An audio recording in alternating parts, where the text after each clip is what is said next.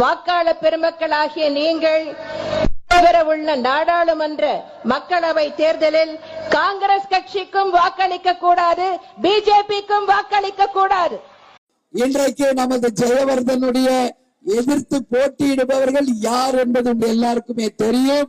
இன்னைக்கு அவர் ஒரு முறை கூட அவங்க தொகுதிக்கோ மக்களுக்கோ பந்தி செய்ய பார்க்கல.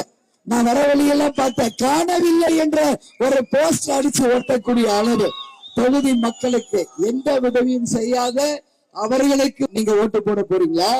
இல்ல இளைஞர் படிச்சவர் ஏற்கனவே அம்மா இருந்த போதே எம்பியாக பாராளுமன்றக்கு சென்ற டாக்டருக்கு படித்த ஜெயவர்தனுக்கு உங்க வாய்ப்புகளை தரப்போகிறீர்களா அப்படிங்கறத நீங்க சிந்திக்கணும்.